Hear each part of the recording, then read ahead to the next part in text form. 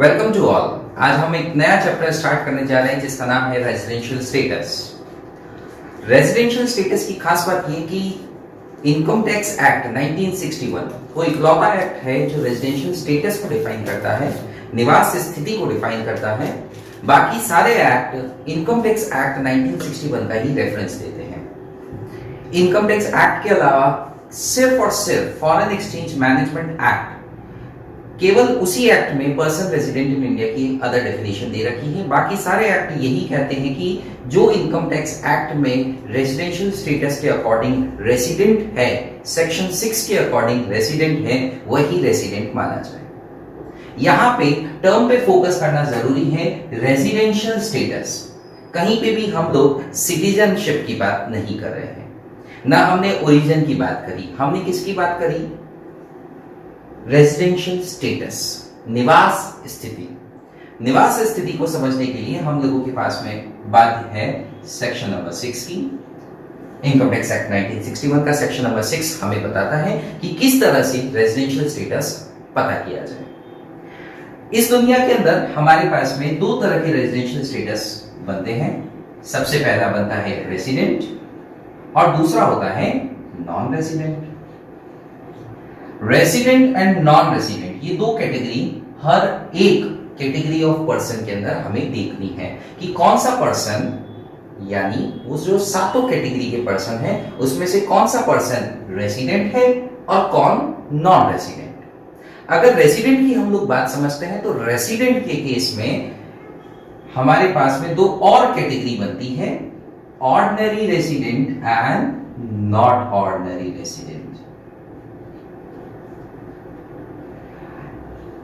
Ordinary and not ordinary, ये दो categories resident की सिर्फ और सिर्फ इंडिविजुअल और हिंदू अनडिवाइडेड फैमिली में बाइफरकेट की जाएगी। यानी अगर दूसरे शब्दों में देखें तो पूरी कायनात में सिर्फ और सिर्फ Hindu undivided family as well as individual के पास ताकत है कि वो साधारण या असाधारण निवासी, ऑर्डिनरी या नॉट ऑर्डिनरी निवासी रेसिडेंट बन सकते हैं।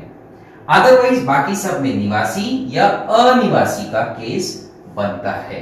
साधारण असाधारण जैसा कुछ नहीं, बाकी सब के अंदर रेसिडेंट ऑर्डिनरी ही ट्रीट किए जाएंगे, नॉन रेसिडेंट बाकी अदर जो बचेगा।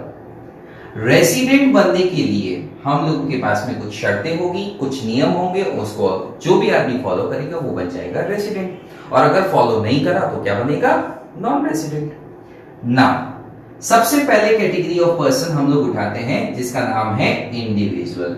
इसको समझना academic as well as practical as well as examination point of view से बहुत जरूरी है। इंडिविजुअल के ज्यादातर हम लोग जो भी क्वेश्चंस देखेंगे एग्जामिनेशन में, इंडिविजुअल कैटेगरी के ही क्वेश्चंस आएंगे कि बताओ ये ऑर्डिनरी है कि नॉट ऑर्डिनरी है कि नॉन रेसिडेंट है। इंडिविजुअल, सबसे पहली बात मैं आपको क्लियर कर देता हूं, इस दुनिया में अगर रेसिडेंट बनना है तो आपको एक बटन दबाना पड़ेगा, यानी एक चीज आपकी एक्टिवेट होगी, that is basic condition. Basic condition अगर होगी तो ही आप बनेंगे रेसिडेंट। बेसिक कंडीशन अगर फुलफिल नहीं होगी तो आप क्या बन जाएंगे? Non resident. यानी अगर बेसिक फुलफिल हुई तो आप क्या बन गए? रेसिडेंट। फुलफिल नहीं हुई तो आप क्या बनेंगे? Non resident. बेसिक कंडीशन, ठीक है, यहां तक हमें कोई दौरा नहीं। यानी इंडिविजुअल के अंदर भी वही बात जो मैं कर रहा था, अगर बेसिक है तो आदमी क्या बन जाएगा? रेसिडेंट, और अगर बेसिक फुलफिल नहीं है तो वो क्या बन जाएगा? Non resident. Now the point is, basic के अलावा एडिशनल कंडीशंस भी होती है। क्या होती है वो तो हमें समझनी ही है, लेकिन बेसिक के अलावा एडिशनल कंडीशंस वो हम चेक करेंगे। दो एडिशनल कंडीशन है बॉस, अगर दोनों एडिशनल कंडीशन यस हो गई तो वो आदमी क्या बन जाएगा? Ordinary resident. Otherwise in all case अगर दोनों की दोनों एडिशनल कंडीशन फुलफिल नहीं हुई तो वो आदमी क्या बन जाएगा? Not ordinary resident. दोनों की दोनों नहीं हुई, यानी नो हो गया एडिशनल कंडीशन में, तो वो नॉट ऑर्डिनरी रेसिडेंट। पहली हो गई, दूसरी नहीं हुई, तो भी वो आदमी क्या बन जाएगा? Not ordinary resident. पहली नहीं हुई और दूसरी हो गई, तो वो क्या बन जाएगा? Not ordinary resident. देखो आप, दोनों की दोनों अगर यस हो गई, बोथ 1 and 2, एडिशनल कंडीशन समझेंगे हम लोग, दोनों की दोनों यस हो गई, तो वो आदमी क्या बनेगा? Ordinary resident. Otherwise in all case he will be taken or she will be taken as not ordinary resident, असाधारण निवासी। ठीक है, तो अब क्या है बेसिक कंडीशन और क्या है एडिशनल कंडीशंस, वो हम जानते हैं। बेसिक कंडीशन सबसे पहले लेते हैं। अच्छा, एक चीज दिमाग में कि सर बेसिक ही नहीं हुई तो अब एडिशनल देखनी है क्या? बिल्कुल नहीं। बेसिक अगर फुलफिल होगी तो ही हमें एडिशनल में जाना है। अगर बेसिक फुलफिल नहीं तो वो आदमी सीधे नॉन रेजिडेंट, अनिवासी हो गया, फिर तो कुछ देखने की जरूरत ही नहीं है। ठीक है, अब क्या है बेसिक कंडीशन, वो हम समझते हैं। Basic conditions, in fact I should say there are two conditions, either of them, या तो पहली करो फुलफिल या दूसरी करो। जब एडिशनल की मैं परिचय दे रहा था, इंट्रो दे रहा था, तब मैंने एक बात करी कि जब तक दोनों फुलफिल नहीं होती तब तक आदमी ऑर्डिनरी रेसिडेंट नहीं होता। अगर मैं बात करूं बेसिक की, तो बेसिक में मैं बोल रहा हूं पहली करो या दूसरी, और ईदर फर्स्ट और सेकेंड, अथवा है साहब यहां पे, तो जाकर के आप दोनों में से कोई भी एक फुलफिल करेंगे तो आप क्या बन जाएंगे? रेसिडेंट। क्या है कंडीशन, थोड़ा गौर से सुनिएगा। पहली बेसिक कंडीशन हम लोगों को बताती है, कहती है कि जिस पर्सन के, यानी जिस इंडिविजुअल की हम बात कर रहे हैं, प्रीवियस ईयर में, क्या मैं असेसमेंट ईयर बोल रहा हूं? बिल्कुल नहीं, मैं बोल रहा हूं प्रीवियस ईयर में इंडिविजुअल, ठीक बात है, प्रीवियस ईयर में इंडिविजुअल 182 डेज और मोर, कहां रहा हो साहब? इंडिया में। प्रीवियस ईयर में 182 डेज और मोर, जॉइंटली जरूरी नहीं, यानी एक साथ 182 दिन रहा हो ऐसा भी नहीं है। आप भिलवाड़ा, भारत, जयपुर, राजस्थान, कहीं पे भी आए, बात यह है कि आप इंडिया में थे, यस, आए, वापस गए, आउट ऑफ इंडिया चले गए, लेट्स से आप अमेरिका में रहते हैं, फ्लोरिडा में रहते हैं, कहीं पे भी रहते हैं, अब वापस आप इंडिया में आते हैं, जाते हैं, इंडिया में आते हैं, जाते हैं, हमें बस सिर्फ एक चीज देखनी है कि total in previous year 1st of April to 31st March क्या आप इंडिया में 182 डेज और मोर थे? हाँ, प्रीवियस ईयर में हाँ, तो आप क्या बन गए साहब? पहली कंडीशन फुलफिल हो गई है, यानी आप बन गए हैं कौन? रेजिडेंट। पहली बेसिक कंडीशन। दूसरी बेसिक कंडीशन क्या है? अगर बात कर रहे हैं प्रीवियस ईयर की, तो इंडिविजुअल इंडिया में 60 डेज और मोर, कहां रहा हो साहब? 60 डेज और मोर इंडिया में हो, ठीक है। प्रीवियस ईयर की बात कर रहे हैं, जैसे हम अभी असेसमेंट ईयर 2020-21 में खड़े हैं। प्रीवियस ईयर कौन सा एप्लीकेबल हो रहा है? 1920, यानी प्रीवियस ईयर 2019-20 की अगर हम लोग बात लें तो उसके अंदर इंडिविजुअल के केस में 60 डेज और मोर, वो कहां रहा है? इंडिविजुअल इंडिया में रहा है, प्लस इसके साथ ही individual last 4 consecutive previous years में, प्रीसीडिंग 4 कॉन्जिक्यूटिव प्रीवियस ईयर में इंडिया में कितने टाइम तक वो इंडिविजुअल रहना चाहिए? लास्ट 4 कॉन्जिक्यूटिव प्रीवियस ईयर में 365 डेज और मोर इंडिया में। एक साथ होना जरूरी है क्या 365 दिन? बिल्कुल भी नहीं। 4 साल में टुकड़ों में वो इंडिया आया। टोटल मिलाकर के कितने टाइम इंडिया में रहना चाहिए? 365 डेज और मोर। यानी प्रीवियस ईयर में 60 डेज तो है ही, प्लस उसके पहले के 4 प्रीवियस ईयर में 365 डेज और मोर इन टोटल इंडिया में रहना चाहिए। उसके पहले के 4 कॉन्जिक्यूटिव प्रीवियस ईयर, 19-20 के पहले के 4 कॉन्जिक्यूटिव प्रीवियस ईयर की हम बात करें, 18-19, 17-18, 16-17 एंड 15-16, ये 4 प्रीवियस ईयर में देखिए इंडिविजुअल इंडिया में कितने टाइम रहा। अगर वो 365 दिन से ज्यादा इंडिया में या 365 दिन भी इंडिया में रहा तो उसने ये कंडीशन प्लस 60 डेज इस साल की ये दोनों फुलफिल कर दी। अकॉर्डिंगली वो आदमी क्या बन गया साहब? रेसिडेंट बन गया। ईदर ऑफ देम, या तो पिछले साल में ही 182 दिन और मोर रह गया, 182 डेज और मोर नहीं रहा साहब, लेकिन फिर 60 डेज और मोर रहा था प्रीवियस ईयर में, तो उसके पहले के 4 साल देख लीजिए, उसमें 365 डेज और मोर था क्या? अगर हाँ तो basic condition fulfil.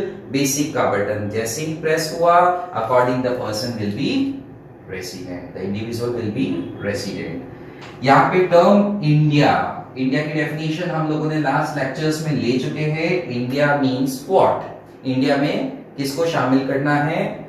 Territorial land हो गया, वाटर हो गया, 12 नॉटिकल माइल तक फैला हुआ, और उसके ऊपर की एयर, ये चीज इंडिया में शामिल की जाएगी। ठीक बात है ना? हम लोगों के पास में बेसिक कंडीशन क्लियर हो गई। जब भी क्वेश्चन आएगा सबसे पहले आपको क्या चेक करनी है? Basic condition. एडिशनल में नहीं जाना है, सबसे पहले आप देखेंगे क्या? Basic condition. लेट्स से मैं कुछ एग्जाम्पल से आपको समझाता हूं। बात करते हैं मिस्टर ए की।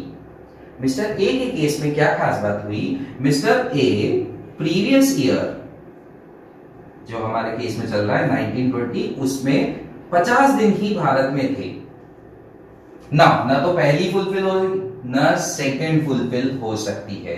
50 दिन वो प्रीवियस ईयर 1920 में इंडिया में थे, लेट्स से घूमने आए, चाहे किसी भी पर्पस से आए, you are not going to bother. Simple thing is that 50 दिन ही थे, that means he will be non resident. Okay, let me change my example. 150 days थे ना, पहली वाली बेसिक तो फुलफिल नहीं हो रही है, लेकिन दूसरी वाली हो रही है साहब। तो हम क्या करेंगे? हम प्रीवियस ईयर 1920 के पहले के 4 साल चेक करेंगे। मिस्टर ए इसके पहले के 4 साल जो कि मैं बता रहा था 18-19, 17-18, 16-17 एंड 15-16 प्रीवियस ईयर में कितने टाइम इंडिया में थे। लेट्स से 18-19 के अंदर तो वो एक भी दिन नहीं आए। ओके, 17-18 के अंदर वो आए थे 50 दिन। 16-17 के अंदर हम लोग बात करें तो वो 200 दिन भारत के अंदर रहे, कोई दिक्कत नहीं। और 15-16 के अंदर वो 150 डेज इंडिया में रहे। Now the point is 150 plus 200 plus 50, ये बैठा 400 days, which is more than 365। Accordingly अगर आप नोटिस करेंगे तो 60 डेज वाली भी फुलफिल हो गई, 365 वाली भी फुलफिल हो गई, यानी basic condition number 2 is being fulfilled. Accordingly, Mr. A is what? Mr. A is resident in our example. ठीक है, तो बेसिक कंडीशन का एक फिनोमेना हम लोगों को क्लियर हुआ। अब एक खास बात, कुछ एक्सेप्शन आज की क्लास के लिए जो हमें समझने हैं। बेसिक कंडीशन में मैंने कहा कि या तो फर्स्ट वाली फुलफिल करो अथवा सेकंड वाली। तीन केस ऐसे हैं जिस केस में केवल और केवल पहली वाली कंडीशन ही देखी जाएगी। बेसिक में 182 डेज और मोर इन द प्रीवियस ईयर, यही चेक करना है, इसके अलावा नहीं। वो तीन केस, वो तीन पर्सन, वो एक्सेप्शनल कंडीशंस क्या है? वो एक्सेप्शनल कंडीशन में सबसे पहली कंडीशन है कि इंडियन सिटीजन। कौन साहब? Indian citizen. क्या कर रहा है Indian citizen? Indian citizen India को छोड़ रहा है, आउट ऑफ इंडिया जा रहा है। कौन जा रहा है? Indian citizen. सिटीजनशिप, सिटीजनशिप की बात करें वो पैदाइश से मिलती है। आफ्टर सम इयर्स अगर आप इंडिया में रिसाइड कर लेते तो आप सिटीजनशिप के लिए अप्लाई कर सकते हैं, या फिर किसी इंडियन के साथ में आपकी मैरिज हुई तो आप अप्लाई करें। तो Indian citizenship which is totally different from residential status.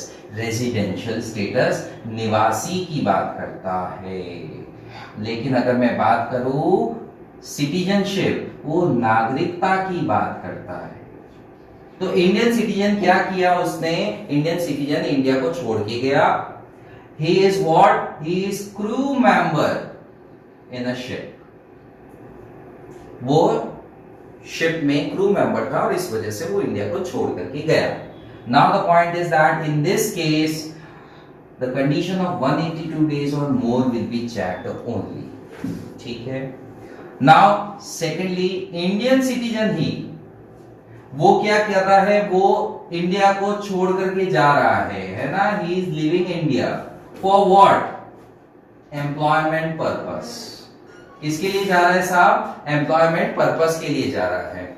अगर वो एम्प्लॉयमेंट पर्पस के लिए जा रहा है, कौन जा रहा है साहब? इंडियन सिटीजन जा रहा है इंडिया को छोड़ के एम्प्लॉयमेंट पर्पस के लिए। Now in this case only the first condition will be checked, 60 और 365 पे जाना ही नहीं। ठीक है। तीसरी कंडीशन, इंडियन सिटीजन या फिर इंडियन ओरिजिन का पर्सन क्या कर रहा है? इंडियन सिटीजन या इंडियन ओरिजिन का पर्सन इंडिया में आ रहा है, कमिंग इन इंडिया। ठीक है। इंडियन सिटीजन या इंडियन ओरिजिन का पर्सन इंडिया में आ रहा है, तो ये चेक करना है कि क्या वो आने वाले भाई 182 दिन और उससे ज्यादा 182 डेज और मोर कहां रहे हैं? इंडिया में, तो ही वो बनेंगे रेसिडेंट। 60 प्लस 365 देखना है क्या? बिल्कुल नहीं। अपवाद है, एक्सेप्शन है ये तीन कंडीशन, जिसमें सिर्फ और सिर्फ बेसिक के लिए पहली चीज ही देखी जाएगी, ये देखने की जरूरत ही नहीं है। Now the question comes in our mind, Indian origin का मतलब क्या? सिटीजनशिप तो सुना है, इंडियन ओरिजिन जिसको हिंदी में हम कहते हैं भारतीय मूल के निवासी या भारतीय मूल का पर्सन, इंडियन ओरिजिन का पर्सन। इंडियन ओरिजिन का पर्सन अगर मैं बात करता हूं जिसके फादर या मदर यानी पैटर्नल या मैटरनल साइड में कोई भी, क्या मतलब हुआ इंडियन ओरिजिन का? कि जिसके पैटर्नल या मैटरनल साइड में कोई भी 14 अगस्त 1947 आजादी के ठीक एक दिन पहले, जब हमारे पास में क्या था? बांग्लादेश भी इंडिया में था, पाकिस्तान भी इंडिया में था और इंडिया तो था ही। तो 14 अगस्त 1947 के अनडिवाइडेड इंडिया में कोई भी पैदा हुआ,